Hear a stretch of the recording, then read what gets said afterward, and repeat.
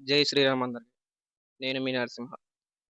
మొన్న నేను లిమిట్ గురించి చెప్పాను కదా, ఫ్రెండ్షిప్ అవన్నీ మాట్లాడదాం. ఇప్పుడు ముందుగా మీకు సృష్టి ఎలా మొదలైందో అనేది వివరిస్తాను. ఇది నేను శివపురాల నుంచి తీసుకుని చెప్పేది.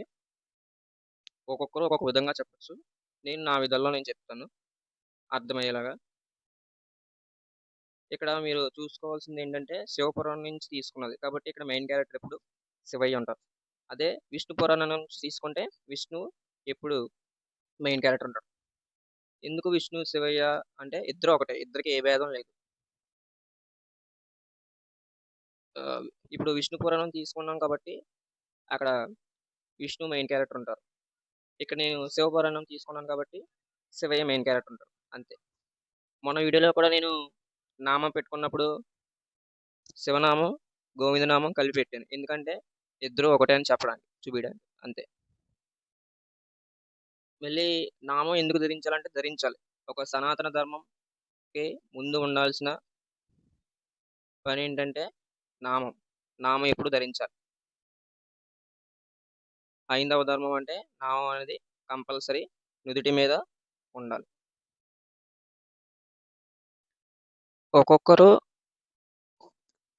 ఒక్కొక్కరికి ఒక్కొక్క నమ్మకం ఉంటుంది. ఎలాగంటే ఒకరు క్రిస్టియన్స్ నమ్ముతారు, ఒకరు ముస్లిమ్స్ నమ్ముతారు. నేను హిందువుని నమ్ముతాను. నేను దేన్ని ఏమనట్లేదు, ఎవరి నమ్మకాలు వాళ్ళవి. మా ఇంట్లోనే మా అత్త క్రిస్టియన్ నమ్ముతారు. మా రిలేటివ్స్లో ఒకరు అన్ని వాళ్ళు కూడా ముస్లిమ్స్. అందరూ ఒకటే, అందరూ కలిసి ఉంటారు, కానీ ఒక్కొక్కటి ఒక్కొక్కటి నేర్పిస్తుంది. కానీ అన్నిటికన్నా పురాతనమైనది హైందవ ధర్మం. ఆ హైందవ ధర్మం గురించే నేను ఇప్పుడు నేర్చుకొని చెప్తున్నాను అనమాట. నేను నేర్చుకొని నాతో పాటు మీకు నా స్టైల్లో మీకు చెప్తున్నాను. అది తర్వాత ఏంటంటే నామం. నామం దగ్గరకు వస్తుంది. మొన్న వీడియోలో నేను శివనామం గోవిందనామం కలిపి పెట్టాను. ఎందుకు అలా పెట్టానంటే హరిహర, హరి కృష్ణుడు, హర మహాదేవుడు, ఇద్దరు ఒకటే, ఇద్దరికి ఏ భేదం లేదు. అందుకే నేను ఆ నామం పెట్టాను.